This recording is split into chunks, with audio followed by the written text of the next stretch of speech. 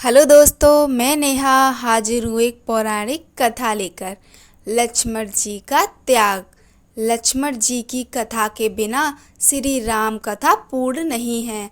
अगस्त मुनि अयोध्या आए और लंका युद्ध का प्रसंग छिड़ गया। भगवान श्री राम ने बताया कि उन्होंने कैसे रावण और कुंभकर्ण जैसे प्रचंड वीरों का वध किया और लक्ष्मण ने भी इंद्रजीत और अतिकाय जैसे शक्तिशाली असुरों को मारा। अगस्त मुनि बोले, श्री राम बेशक रावण और कुंभकर्ण प्रचंड वीर थे, लेकिन सबसे बड़ा वीर तो मेघनाद ही था।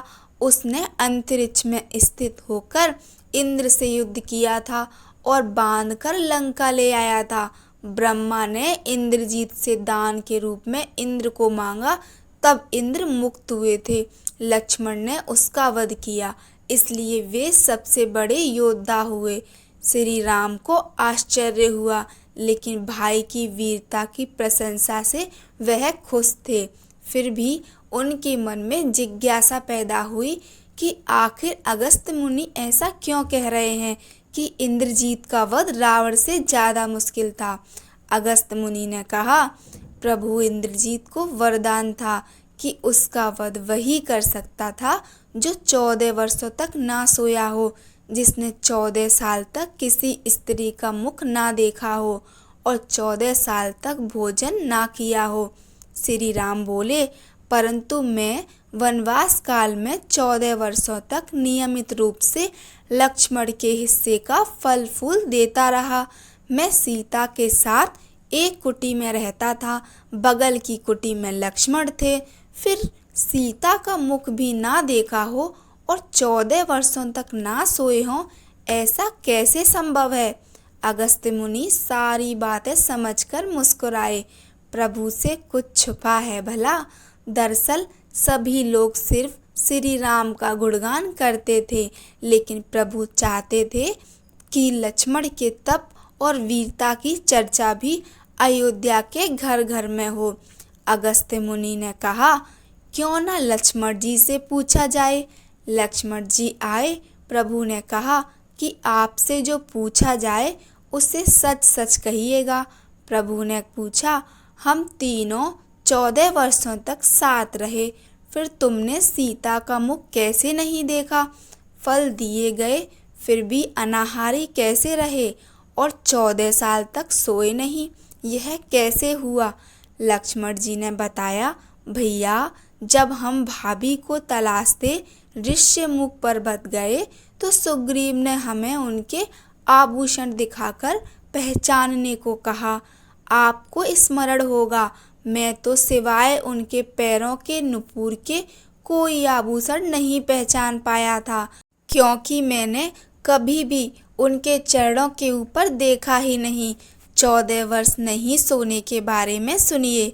आप और माता एक कुटिया में सोते थे। मैं रात भर बाहर धनुष पर बाण चढ़ाए पहरेदारी में खड़ा रहता था। निद्रा ने मेरी आंखों पर कब्जा करने की कोशिश की तो मैंने निद्रा को अपने बाणों से भेद दिया था। निद्रा ने हार कर स्वीकार किया कि वह 14 साल तक मुझे स्पर्श नहीं करेगी, लेकिन जब श्री राम का अयोध्या में राज्याभिषेक हो रहा होगा और मैं उनके पीछे सेवक की तरह छत्र लिए खड़ा रहूंगा, तब वह मुझे घेरेगी। आपको याद होगा, राज्याभिषेक के समय मेरे हाथ से छत्र गिर गया था। अब मैं 14 साल तक अनाहारी कैसे रहा।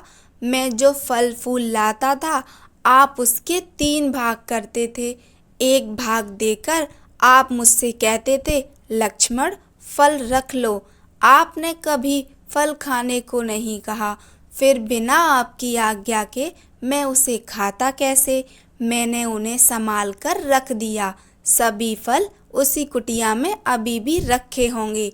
प्रभु के आदेश पर लक्ष्मण जी चित्रकूट की कुटिया में से वे सारे फलों की टोकरी लेकर आए और दरबार में रख दिए। फलों की गिनती हुई, 7 दिन के हिस्से के फल नहीं थे। प्रभु ने कहा, इसका अर्थ है कि तुमने 7 दिन तो आहार लिया था, लक्ष्मण जी ने 7 फल कम होने के बारे में बताया। उन 7 दिनों में फल आए ही नहीं। नंबर 1, जिस दिन हमें पिताश्री के स्वर्गवासी होने की सूचना मिली, हम निराहारी रहे।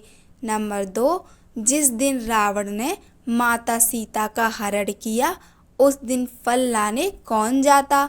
नंबर 3, जिस दिन समुद्र की साधना कर आप उससे राह मांग रहे थे। नंबर 4, जिस दिन आप इंद्रजीत के नागपाश में बंधकर दिन भर अचेत रहे। नंबर 5, जिस दिन इंद्रजीत ने मायावी सीता को काटा था और हम शोक में रहे। नंबर 6, जिस दिन रावण ने मुझे शक्ति और जिस दिन आपने रावण वध किया। इन दिनों में हमें भोजन की सुध कहाँ थी। विश्वामित्र मुनि से मैंने एक अतिरिक्त विद्या का ज्ञान लिया था, बिना आहार किए जीने की विद्या। उसके प्रयोग से मैं 14 साल तक अपनी भूख को नियंत्रित कर सका, जिससे इंद्रजीत मारा गया। भगवान श्री राम ने लक्ष्मण जी की तपस्या के बारे में सुनकर उन्हें हृदय से लगा लिया।